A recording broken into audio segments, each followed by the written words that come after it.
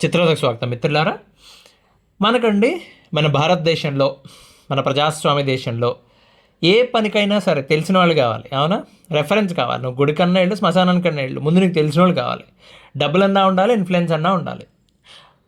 మనకి ఫస్ట్ మనల్ని ఇన్ఫ్లుయెన్స్ చేసేది ఎవరు అంటే, మనం ఎవరి ఇన్ఫ్లుయెన్స్ వాడుకుంటాం? పేరెంట్స్ది. మన రెఫరెన్స్ వాళ్ళే కదా.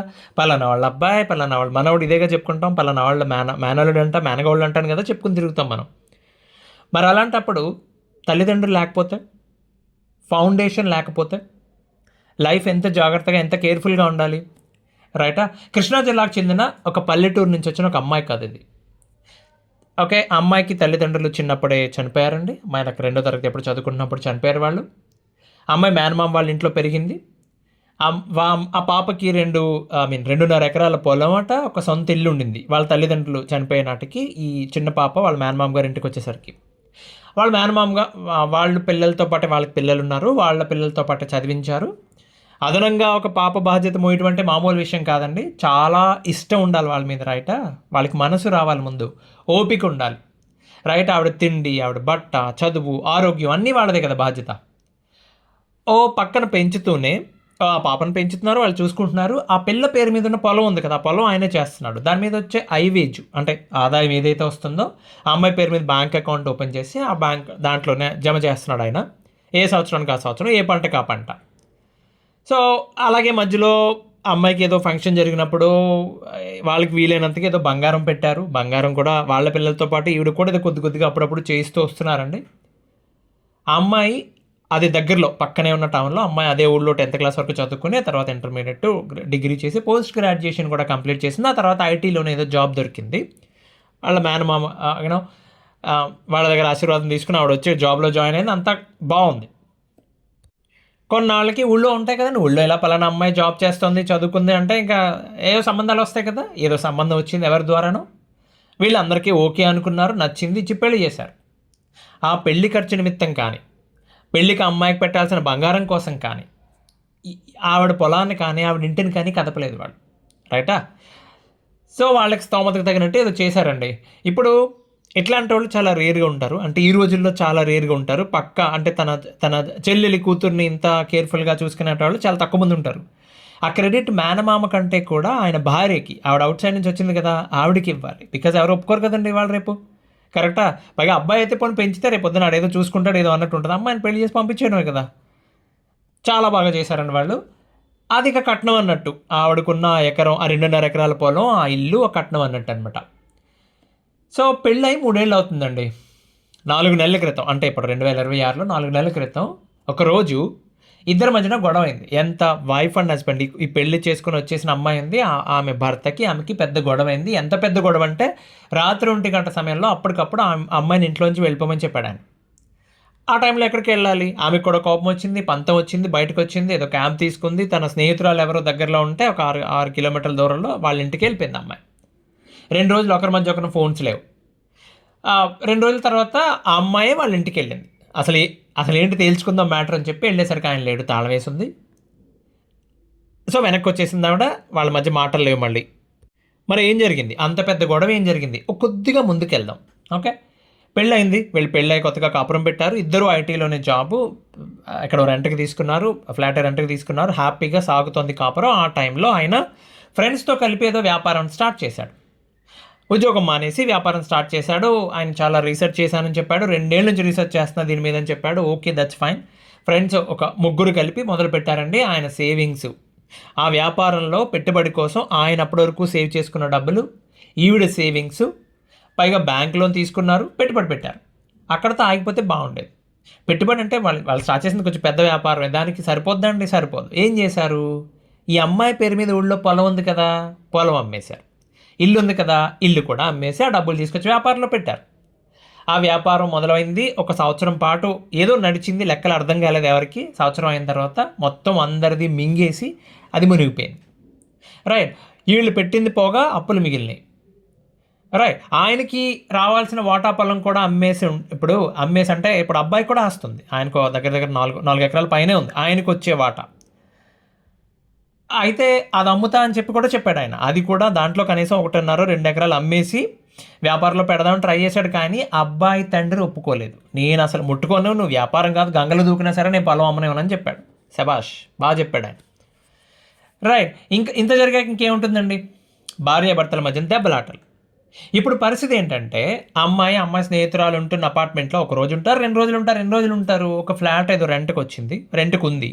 సో ఆవిడ రెంట్కి తీసుకుని అక్కడ ఏమీ లేవు, మనం ఒక చిన్న బొంత లాంటిది ఏదో కొనుక్కుంది ఆవిడ, కిచెన్ సామాగ్రి ఏదో కొనుక్కుంది, గ్యాస్ సిలిండర్కి అప్లై ఇప్పుడు ఐడెంటిటీ కూడా ప్రాబ్లమే కదా, అడ్రస్ అన్నీ ప్రాబ్లమే కదా. ఈవిడ చెప్తున్న మెయిన్ ప్రాబ్లం ఏంటంటే అండి, వాళ్ళ ఆయన వ్యాపారం చేశారు, డబ్బులు పోయాయి, అది కాక అప్పులు కూడా అయ్యాయి. అయిపోయింది. కానీ అది జరిగిన తర్వాత ఆయన ప్రవర్తన తట్టుకోవడం ఈవిడ వల్ల కావట్లేదని. ఏంటి ఆ ప్రవర్తన? ఆయనకు ఉద్యోగం లేదు, రైట్, వ్యాపారం మూసేశారు, ఇంటి పట్టునే ఉంటున్నారు, కనీసం ఉద్యోగం కోసం ప్రయత్నం చేయట్లేదు. ఫస్ట్లో ఎప్పుడో పెళ్ళైన కొత్తలో వీక్లీ వన్స్ అని చెప్పి మొదలుపెట్టింది, ఈ మధ్యన రోజు తాగడం మొదలుపెట్టాడు ఆయన. ఈ అసమర్థత, అంటే ఎక్కడ పడితే అక్కడే ఉండిపోయేవాడిని చూస్తే నాకు పిచ్చ కోపం వచ్చేస్తుంది. ఆవిడ చెప్పిన పాయింట్ అది. యూనో ఇంకొకటి ఏంటంటే అండి, ఈవిడ సపరేట్గా, అంటే వీళ్ళిద్దరూ సపరేట్గా ఉంటున్నట్టు, వీళ్ళు కొన్ని నెలల నుంచి, అంటే ఆల్మోస్ట్ లైక్ ఒక 3 నెలల నుంచి సపరేట్గా, 4 నెలల నుంచి సపరేట్గా ఉంటున్నారు. అటు అత్తామామకు కానీ ఇటు ఈ అమ్మాయి మేనమామ వాళ్ళ కుటుంబానికి కానీ చెప్పలేదు.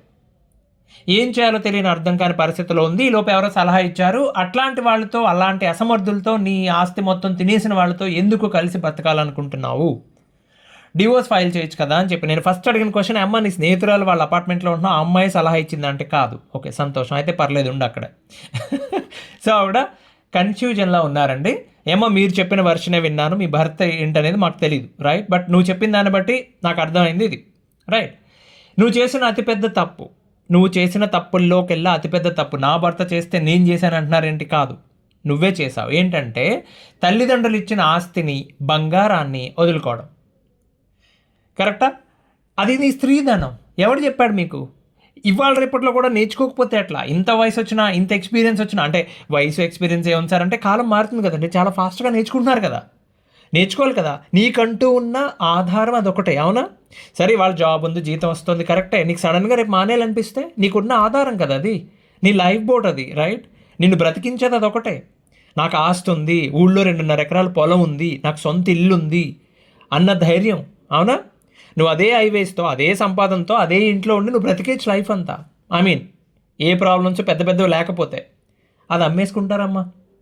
పైగా అండి, ఇక్కడ ఇవిడు చేసిన ఇంకా పెద్ద తప్పేంటి అంటే, వీళ్ళ మామగారు, అంటే ఈ అబ్బాయి తండ్రి అబ్బాయి పొలాన్ని అమ్మనేలేదమ్మా, ఆయనే ఈ అమ్మాయికి సలహా ఇచ్చాడు, కోళ్ళకి సలహా ఇచ్చాడు. ఏమ్మా, వాడు వ్యాపారం చేస్తా అంటున్నాడు, నీ పొలం కట్నం కింద నువ్వు తెచ్చుకున్న పొలం అమ్మేస్తానంటున్నాడు, బుద్ధి ఉందా నీకని చెప్పి తిట్టాడట. ఇవ్వండి, తిట్టి కోపంగా వెళ్ళిపోయారట వాళ్ళు. అత్తమామ నువ్వు పొలం ఎందుకు అమ్ముతున్నారని చెప్పి కోపగించుకున్నారట. పెద్దవాళ్ళండి కరెక్ట్గా చెప్తారు, రీజనబుల్గా చెప్తారు, వాళ్ళు చెప్పింది వినాలి. అసలు వ్యాపారం చేసే పద్ధతే అది కాదు. మీకు తెలుసా? అసలు తెలియదు. ఎవరైనా ఎక్స్పీరియన్స్ ఉన్న వాళ్ళు కలుస్తారా? కలవరు. పెద్ద వ్యాపారాలు చేసేటోళ్ళు 100 కోట్లు నష్టపోయినా సరే వాళ్ళ కుటుంబానికి ఇంత రాయి కూడా తగలదు. ఎందుకు తగలదు? వాళ్ళ ఫ్యామిలీ పేరు మీద ఉన్న ఆస్తిని ఎవడు, బ్యాంక్ కాదు, కోర్టు కాదు, ఏది టచ్ చేయలేదు, ఏ చట్టం టచ్ చేయలేదు. ఎందుకు టచ్ చేయలేదు? బికాజ్ వాళ్ళు అంత పకడ్బందీగా హ్యాండిల్ చేసుకుంటారు దాన్ని. ఎంటిటీకి పెట్టి ఎంటిటీకి ఉన్న ఆస్తులకు దెబ్బ తగులుతుంది తప్ప ఫ్యామిలీకి వరకు రానివ్వరు అసలు వాళ్ళు. అది కదా చేయాల్సిన విధానం. సరే, అయిపోయింది, రైట్, పెద్ద దెబ్బ పడిపోయింది. మరి ఇప్పుడు విడాకులు అప్లై చేయాలా? మీరు ఒక లైన్ రాశారు, ఒక లైన్ అంటే 2-3 పారాగ్రాఫ్లే రాశారు. ఓకే, మీ ఆయన గురించి చెప్తూ, ఆయన ఎంత క్యాపబుల్ పర్సన్ అని చెప్తూ, ఎంత బాగా చేసేవాళ్ళో, తక్కువ టైంలో ఎన్నిసార్లు ప్రమోషన్ వచ్చిందో అన్నీ రాసుకొచ్చారు, అవునా? కానీ ఇలా ఎందుకు ప్రవర్తిస్తున్నాడో తెలియట్లేదని చెప్పి. జీరో నుంచి మొదలు పెట్టడం లైక్ అందరి వల్ల కాదండి. ఓకే, మీరు ఆల్రెడీ దెబ్బతిని ఉన్నారు, రైట్, కాబట్టి మీకు అర్థం అవుతుంది. కానీ అంటే చిన్నప్పుడే తల్లిదండ్రులు కోల్పోయి మీకు చాలా ఎమోషనల్ ప్రెషర్ హ్యాండిల్ చేసి ఉండొచ్చు, కాబట్టి చాలా స్ట్రాంగ్గా తయారైపోయి ఉండొచ్చు. అందరి వల్ల కాదు, రైట్. అందుకే చాలామందికి చెప్తారు, రే 10th క్లాస్ వరకు ఒక్కసారన్నా ఫెయిల్ అవ్వాలి, ఫెయిల్ అవ్వకపోతే ఇంటర్లో, కనీసం ఇంజనీరింగ్లో ఫెయిల్ అవ్వాలాడు, బ్యాక్లాగ్స్ ఉండాలి.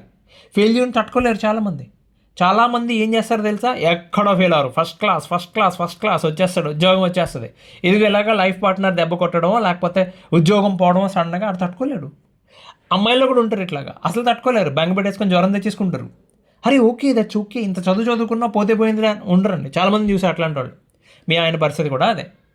కాకపోతే దాని నుంచి బయటపడాలంటే ఎవరో ఒకరు గురువు కావాలి. అదృష్టవంతులకి లైఫ్ పార్ట్నర్ రూపంలో దొరుకుతారు అలాంటి గురువులు. రైట్. మీ మాటలను బట్టి మీరు ఇంత పెద్ద డాక్యుమెంట్ రాసి పంపించారు కదా, అన్నిటికంటే ముందు నాకు అర్థమైన విషయం ఏంటంటే, నేను హైలైట్ చేసుకుంటా పాయింట్స్ మీరు రాసిన వాటిల్లో. మీ భర్త అంటే మీకు చాలా ఇష్టంగా ఉంది, అవునా? చాలా ప్రేమ ఉంది, అది ఇంకా అలాగే ఉంది. మీ మాటల్లో క్లియర్గా తెలుస్తోంది. కేవలం ఆయన పాడైపోతున్నాడు, ఆయన ఎక్కడ పడినవాడు అక్కడే ఉన్నాడని బాధ తప్ప ద్వేషం కానీ కోపం కానీ లేదు. అఫ్కోర్స్ మిమ్మల్ని అర్ధరాత్రి ఇంట్లోంచి బయటకు పొమ్మన్నారన్న కోపం ఉంది, అది వేరే విషయం. రైట్. మీరు ఇప్పుడు చేయాల్సిన పనులేంటి? మీ భర్తని కలిసి మాట్లాడండి. మందు తాగకుండా, ఏ డ్రింక్ చేసి లేనప్పుడు ప్రశాంతంగా బయట ఎక్కడన్నా, ఇంటికి వెళ్ళొద్దు, బయట ఎక్కడన్నా కలిసి మాట్లాడండి. పిలవండి, మీరే పిలవండి. కలిసి క్లియర్గా చెప్పండి తనంటే మీకు ఎంత ఇష్టమో చెప్పండి. రైట్. తన లైఫ్ ఎలా అవ్వటం మీరు చూడలేరని చెప్పండి.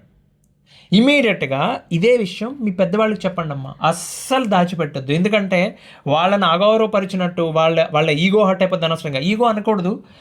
ఇంకా అంటే నాకు ఎందుకు చెప్పలేదు మీ మేనమామ? ఇప్పుడు ఆయన అంత బాధ్యత తీసుకుని, మేనమామ ఆయన భార్య అంత అందంగా పెంచారు కదా మీ అత్త మిమ్మల్ని.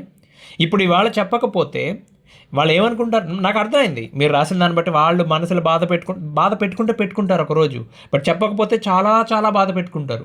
వెంటనే వాళ్ళకి చెప్పండి, వాళ్ళని పిలవండి, ఇక్కడికి పిలిచి కూర్చోబెట్టి మాట్లాడండి. ఓకే. మీ మామగారి గురించి చెప్పారు కదా, ఆయన తప్పేం లేదు, మిమ్మల్ని కూడా పొలం అమ్మొద్దనే చెప్పారు, అవునా? ఆయనకి కూడా చెప్పండి. రైట్. సో మీరు పెట్టాల్సిన విషయం ఒకటే, మీరు ఇప్పుడు ట్రైన్ చేయాల్సింది ఒకటే, మీ భర్త మైండ్ సెట్ని ఏంటి, మళ్ళీ జాబ్ కోసం ప్రయత్నించాలి. ఎక్కడైతే పడ్డారో, ఎంతమంది పడుతున్నారు, సున్నాకు వచ్చేసి మళ్ళీ మొదలు పెడుతున్నారు. మీరు పెద్ద విషయమా? వ్యాపారం చేసి నష్టం రావడం, దట్స్ కనీసం ఎక్స్పీరియన్స్ అన్న మిగిలింది కదా. మళ్ళీ దాని జోలికి వెళ్ళకుండా ఉంటారు. చాలామంది గేమ్స్ ఆడి ప్యాకాట్లాడి పోగొడుతున్నారు, ఎక్కడో స్కాముల్లో ఇరుక్కుని పోగొడుతున్నారు. దానికంటే బెటర్ కదా ఇది. పోతే పోయింది, మళ్ళీ మొదలు పెట్టండి. రైట్. అలాగే ఆయన మందు మానేయాలి, ఎట్టి పరిస్థితుల్లో మందు ముట్టుకోకూడదు, మళ్ళీ సీరియస్గా జాబ్ కోసం ట్రై చేయాలి. రైట్.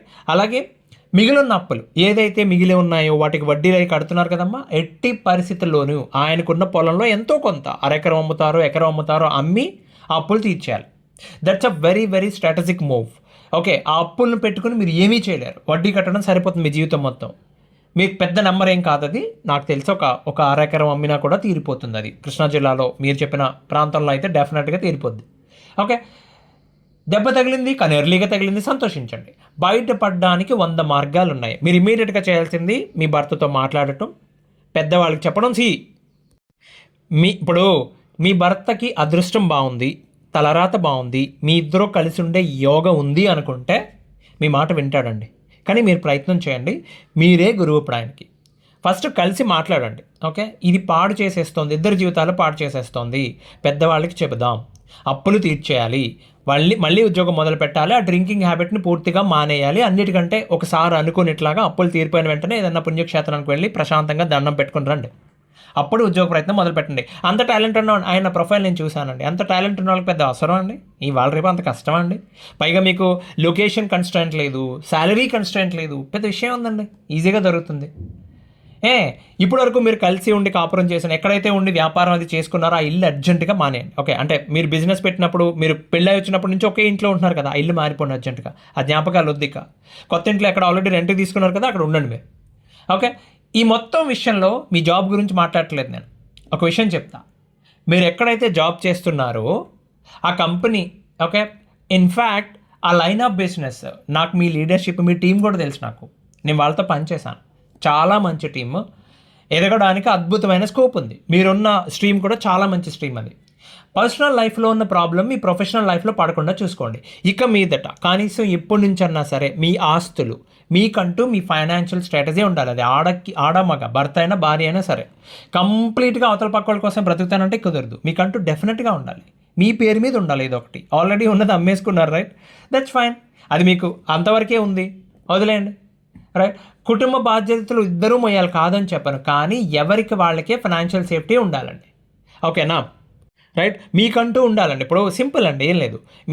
మీరు బంగారం కొనుక్కోవాలి, రైట్, ఆడవాళ్ళు కదా, ఖచ్చితంగా రేపొద్దున పిల్లలు పుడితే వాళ్ళకన్నా కావాలి కదా. సో బంగారం కొనుక్కోండి, దానికోసం పక్కన పెట్టండి, కొంటూ ఉండండి.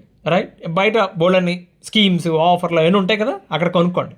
రెండోది, మీ ఎమర్జెన్సీ ఫండ్ ఎవరి దగ్గర చేతులు చాచాల్సిన అవసరం లేకుండా మీకంటూ ఎమర్జెన్సీ ఫండ్స్ మేడం మీరు 5,000తో మొదలు పెట్టండి, 2,000తో మొదలు పెట్టండి, ఎక్కడో చోట మొదలు పెట్టండి. మూడోది మీ రిటైర్మెంట్ కోసం. ఈ మూడింటికి మీరు పెట్టుకోండి. ఎట్టి పరిస్థితుల్లోనే కదపకూడదు. అన్లెస్ మీ ఆరోగ్యం మీదకో మీ మీ మీ ప్రాణాల మీదకి వస్తే తప్ప ఎట్టి పరిస్థితుల్లో వాటిని కదపకూడదండి. జాగ్రత్తగా పెట్టుకోండి. ఓకే, ఇక విడాకుల సంగతి అంటారు. ఏమండి, ఏం లేదండి. ఒకసారి ఆలోచించండి. వర్స్ట్ కేసు మీరు విడాకులకు నిజంగా అప్లై చేశారనుకోండి, మెయింటెనెన్స్ కేసు వేసి విడాకులు, మెయింటెనెన్స్ మీరు జాబ్ చేస్తారు కాబట్టి, ఓకే మీ ఆస్తులు అది పోయినాయి కాబట్టి, అవన్నీ కట్నం ఉంది కాబట్టి 498 వేసి డివోర్స్ వేసి అనుకోండి, అతని లైఫ్ ఇంకో 2 మెట్లు దిగజారిపోతుంది. ఎందుకంటే ఆయనకి పైకి లేవడం అర్థం కావట్లా, సపోర్ట్ లేదు, మోరల్ సపోర్ట్, ఎమోషనల్ సపోర్ట్ లేదు అని అనుకుంటున్నాను నేను ప్రస్తుతానికి. రైట్, లేదు మొండిగా బండగా తయారైపోయాడు అనుకోండి, పైకి లేచి నిలబడతాడు, ఏదో తంటాలు పడతాడు. వర్స్ట్ కేసు అనుకోండి, ఇంకా 2 అడుగులు దిగజారుతాడు. ఇంకా మందు రోజుకి 2 సార్లు తాగుతాడు, 3 సార్లు తాగుతాడు, ఇంకా వర్స్ట్గా తయారవుతుంది. మీకు ఎలాగో మెయింటెనెన్స్ ఇవ్వలేడు, డబ్బులు ఎలాగో ఇవ్వలేడు. అతని దగ్గర ఉన్న ఆస్తల్లా ఆ 4 ఎకరాల పొలం, దాని నుంచి ఏదో సెటిల్మెంట్ చేసుకుంటారు వాళ్ళు. ఇది వర్స్ట్ కేసు గురించి మాట్లాడుతున్నాను నేను. మీరు కూడా లైఫ్లో నెక్స్ట్కి మూవ్ అయిపోతారు. రైట్, మూవ్ అయిపోయిన తర్వాత కానీ మరి మీ ఇద్దరి మధ్యన ఉన్న ఇష్టం, ఒకరి మీద ఒకరికి ఉన్న ప్రేమ, రైట్, 3 ఏళ్ళు కాపురం చేశారు, రైట్, ఇదంతా మళ్ళీ మీరు 0 నుంచి మొదలు పెట్టాలి. మీరు కూడా 0 నుంచి మొదలు పెట్టాలి. ఫైనాన్షియల్ అయి ఉండొచ్చు, పర్సనల్ అయి ఉండొచ్చు, ఎమోషనల్ సపోర్ట్ అన్నిటికీ ఇంకో జంట ఎత్తుక్కోవాలి. రైట్, ఇంకో తోడు కోసం ఎత్తుక్కోవాలి. రైట్, ఇదంతా అవుతుందండి? పాసిబుల్ అవుతుందా? ప్రాక్టికల్గా నడుస్తుందా? వెనకాల ఏ సపోర్ట్ లేదన్న తర్వాత ఆడుకోవడానికి మొదలు పెడతారు. అవునా? ఇప్పుడు మీ విషయంలో అదే జరిగింది. మీరు గట్టిగా నిలబడి ఉండాల్సింది ఆ డబ్బుల విషయంలో వద్దు అని చెప్పి. మీకు మీ మామగారు సపోర్ట్ ఇచ్చినా కానీ మీరు వాడుకోలేకపోయారు దాన్ని. ఇక మీదట అలాంటి తప్పులు చేయొద్దండి. మీరు అస్సలు డివోర్స్ కోసం ఆలోచించే విషయమే కాదండి ఇది. ఆయన ఒకవేళ మీ మాట వినకపోతే ఎవరన్నా కౌన్సిలర్ దగ్గరికి తీసుకెళ్తే వాళ్ళు చెప్తారు, ఏమయ్యా నీకు వచ్చిన సెకండ్ ఛాన్స్ ఇది, దెబ్బ తిన్నావు, చాలా పెద్ద దెబ్బ తినేసావు, ఇంత అర్లీ ఏజ్లోనే తిన్నావు, మంచిదే, నీకు వచ్చిన సెకండ్ ఛాన్స్ ఇది. ఏమండి, ఒకవేళ మీకు మీ వైఫ్ ఒకవేళ మీకు వినిపిస్తే ఇది మీరు వినండి, ఆలోచించుకోండి. దేవుడు డైరెక్ట్గా మీరు కొలుస్తున్న దేవుడు మీకు ఇస్తున్న సెకండ్ ఛాన్స్ ఇది. ఆవిడ ఇప్పటికీ మీతో కలవడానికి, కలిసి బ్రతకడానికి ఇష్టపడుతున్నారు. ఇంకొకసారి ట్రై చేయండి. మీకున్న టాలెంట్కి అసలు పెద్ద విషయమే కాదు ఆవిడ చెప్పిన విషయాలు, మీరు చేసిన జాబ్, ఆ ప్రొఫైల్, రైట్, అసలు విషయమే కాదు. పిలిచి చక్కగా ఇస్తారు మీకు ఉద్యోగం. రైట్, ఈసారి ఫోకస్డ్గా చేయండి. వ్యాపారం చేసే విధానం అది కాదు, పద్ధతి అసలు అది కాదు. రైటా? ఉన్నానండి, మళ్ళీ వాయిదాలు మళ్ళీ కలుద్దాం. అంతవరకు సెలవు. ధన్యవాదాలు.